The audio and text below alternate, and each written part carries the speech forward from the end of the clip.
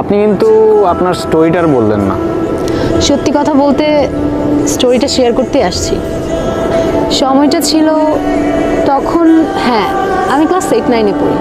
প্রতিদিন স্কুলে যাওয়ার সময় ওই ছেলেটা একটা করে চিঠি রেখে যেত। প্রথম কয়েকদিন তো আমি কখনোই চিঠি নিতাম না, কিন্তু একদিন চিঠি না নিয়ে আর পারলাম না। এত সুন্দর করে কথাগুলো লিখতো।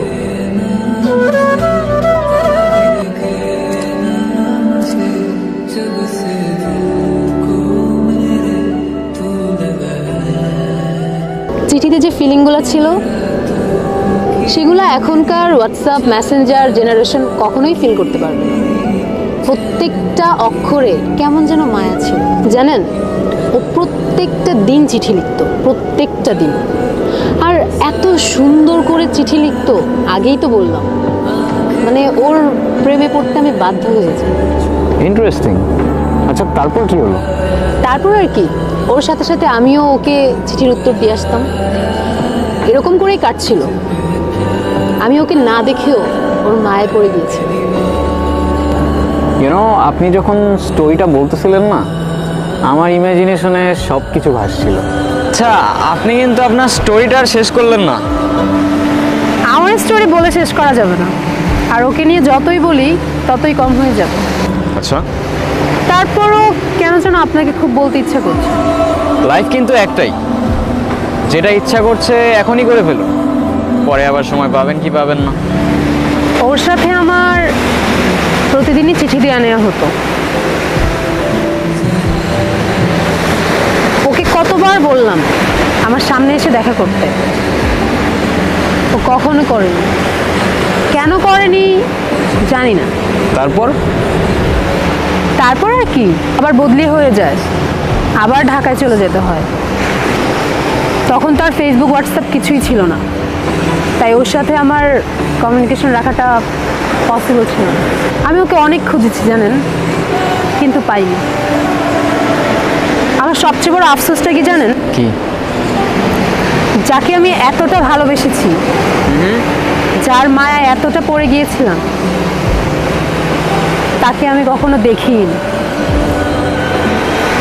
আপনার চোখে পানি কেন? কিছু না, এমনি। আপনি ওকে খুব ভালোবাসতেন, তাই না? তাহলে ওই ছেলেটাকে বিয়ে করছেন যে? ওর সাথে আমার ফ্যামিলিগত বিয়ে। ওই যে দেশি কালচার, বিয়ে তো একটা করতেই হবে, সেটাই করছি। ভালো থাকবেন? হয়তো। আচ্ছা, আমার না চলে যেতে হবে, আমার হাতে আর তেমন সময় নাই।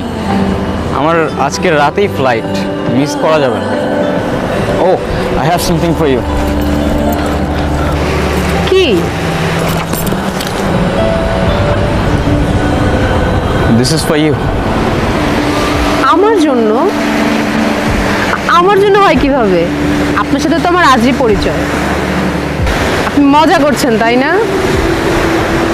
সময় হলে ঠিক বুঝতে পারবেন। ভালো থাকবেন, নিজের খেয়াল রাখবেন, আর ভাগ্যে থাকলে আবার দেখা হবে।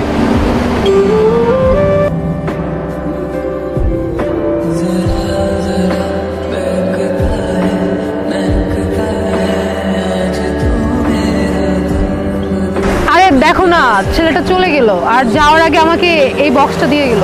কি করব বুঝতেছি না। কি করবি আবার? ভিতর খুলে দেখবি না?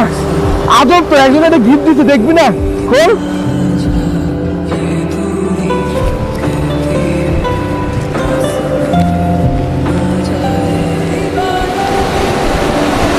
নীরব?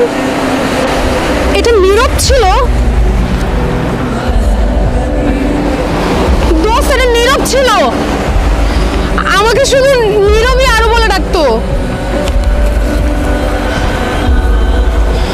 আমি কত খুঁজছি তোমাকে, কতবার খুঁজছি।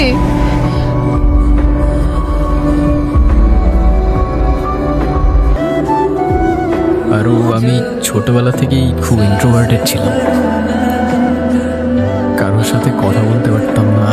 আর সেখানে আমি তোমায় ভালোবাসতাম। কিভাবে তোমার সামনে গিয়ে দাঁড়াতাম আমি বুঝতাম না, কিন্তু আমি সেদিন এসেছিলাম। আর চিঠিটা পড়ে সেখানেই দাঁড়িয়েছিলাম। প্রতিদিন আগের মতোই চিঠি দিতাম আর দাঁড়িয়ে থাকতাম তোমার অপেক্ষায়, কিন্তু তুমি আর আসোনি, কখনো আসোনি। কয়েকদিন আগেই তোমার খোঁজ পেলাম, শুনলাম তোমার বিয়ে হয়ে যাচ্ছে। তোমাকে শেষবারের মতো দেখার লোভটা আর সামলাতে পারলাম না। জানো, তোমাকে এত কাছে পাওয়ার পর তোমার থেকে দূরে যেতে প্রচণ্ড কষ্ট হচ্ছে। ভাগ্যের লিখন কে খণ্ডাতে পারে? হয়তোবা পারে, জানি না।